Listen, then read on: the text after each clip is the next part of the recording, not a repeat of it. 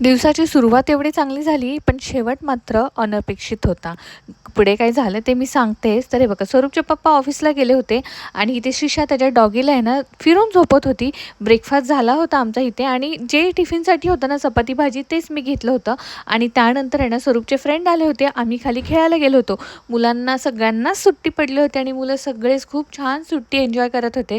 तर ते ना स्वरूपची सायकलची चैन निघाली होती, त्यामुळे बघा लगेचच त्याने सायकल अशी आहे ना उलटी ठेवली आणि चैन नीट करायला घेतली. तर दुपारच्या जेवणामध्ये मस्तपैकी साबुदाण्याची खिचडी आणि सोबत दही होतं. तर आधी मुलांना जेवण दिलं होतं आणि त्यानंतर मी केलं आणि थोड्याच वेळात स्वरूप मला म्हणाला, येऊ मम्मा मला उद्या डोसा बनवणार.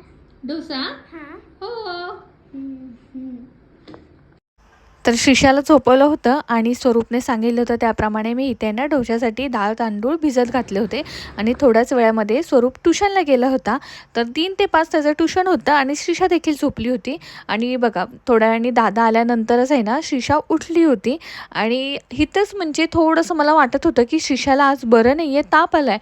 पण कदाचित मला असं वाटलं की ती झोपेतून उठली आहे, त्यामुळे थोडंसं तिचं अंग गरम होतं. म्हणजे सकाळपासून एवढी ॲक्टिव्ह होती. तर मी तिला फ्रेश केलं, आवरलं तिचं.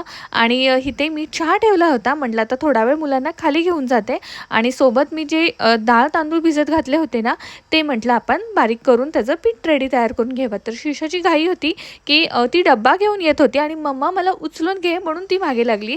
तर तिला उचलून घेऊन अशी कामं करत होती. तर मला वाटते प्रत्येक आई असंच कामं करत असेल की मध्ये मध्ये बाळ आलं की त्याला उचलून घ्यायचं आणि परत कामं. तर हे बघा मस्तपैकी आहे ना बॅटर रेडी झालं होतं फर्मेंटेशनसाठी. तर दुसऱ्या दिवशी सकाळी मी हे करणार होती आणि इथे माझा सोबत चहा देखील रेडी झाला होता.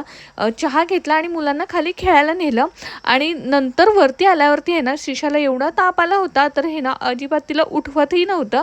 आणि बघा जसे पप्पा आले आणि एवढी पळत गेली की पप्पा मला त्रास होतोय, जणू काही तिला असं सांगायचं आहे. तर लगेच पप्पा आल्यावरती तिला आधी डॉक्टरकडे नेलं. आणि मग आज सगळ्यांसाठीच आहे ना इथे दाल खिचडी केली होती.